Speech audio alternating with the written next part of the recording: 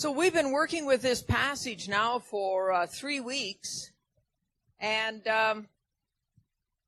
there's some things that have really started to stand out for me. Jesus travels into what is a region that's really outside his territory, and it's filled with people who are ethnically different than he is, and he somehow wants to enter a house secretly. And so we've already said there's a kind of little trick in this passage.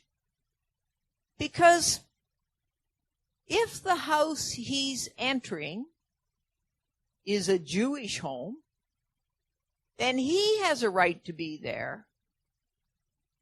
But boy, the woman who barges in, who's a Greek-speaking woman, Syrophoenician, well, she doesn't have any right to be there.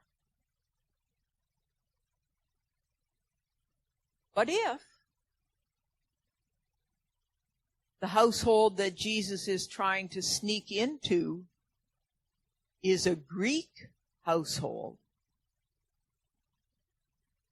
which would have been the predominant household of that area, well, then he's really breaking the rules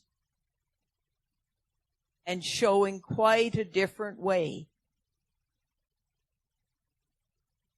And the other thing, of course, that happens in this passage is he engages in conversation with the woman. And she argues with him. And he gives a kind of standard answer of his culture. No, you have to feed the children of Israel first. We got to take care of our own first. And she doesn't get off track with that. She stays with him and says, yeah, but even what your own people have left over, those crumbs could be given to us.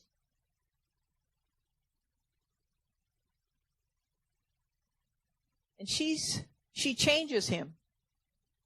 He changes his mind in this passage. Ah, good answer, he says. And for that, then the reason that she came, the healing of her daughter, happens. This is one of the few passages in Scripture where Jesus changes his mind, and he learns because he talks to someone from a different culture who has a different perspective.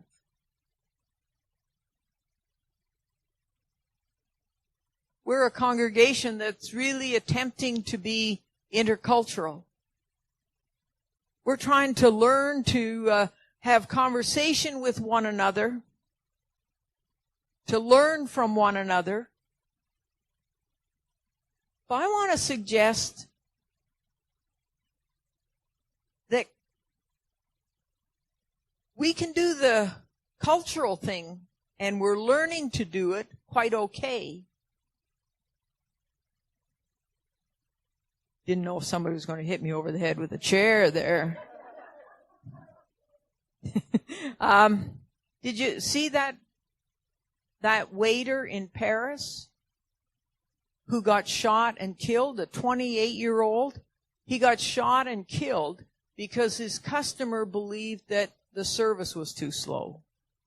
Like, things are really turning weird, eh? And more people are finding a reason to be against. And finding a reason to, our fuses are somehow so short that we turn to violence.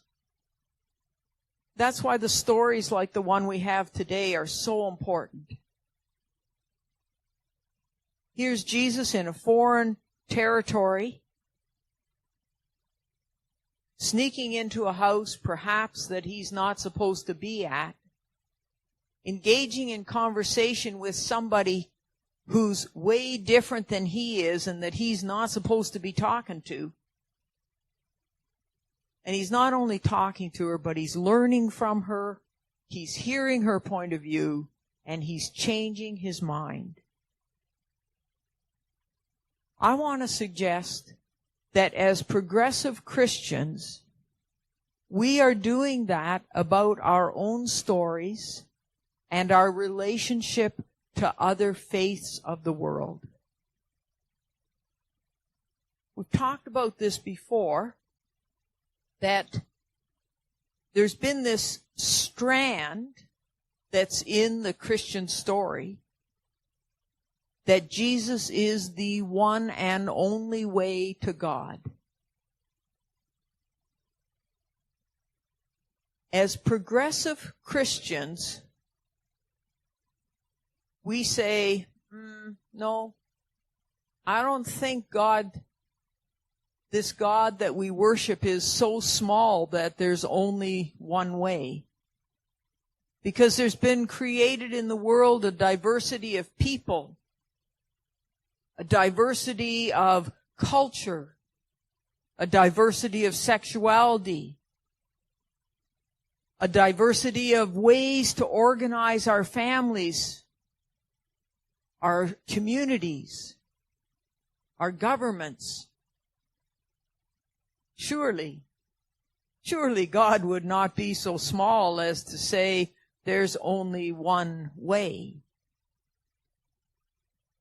So as progressive Christians, I want to encourage us to say that we are non-exclusive Christians. That's a phrase. It doesn't roll easily off my tongue because, I have all those things in my head. Jesus is the way, the truth, and the life. All those phrases that make him seem like the only way. But as I've talked to people of different faiths and different cultures, I understand that this is not a time in our world where we need to separate and compete with one another. This is the time where we as Christians and as progressive Christians on the edge of our own faith tradition, we need to start to say, yeah, you know what? Jesus is my way. But I don't believe that Jesus is the exclusive way. There are many paths to God. I believe, and my life has been totally changed because I came to understand who Jesus was. I am unapologetic about that. And I own that.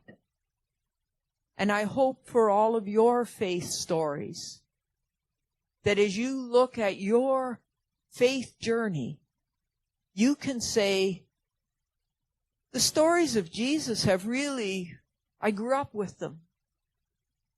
Or I met them later in life. And they are stories that have helped me to ground my life in faith and community. So claim what is true for you. But as in everything else in our world, what is true for me does not have the right to be imposed on anybody else. And so the call of the progressive Christian church is to say we can be in dialogue, not because we're trying to change other people, but because we can respect the great diversity that is part of this world. and we can see the commonality of the great faiths of the world.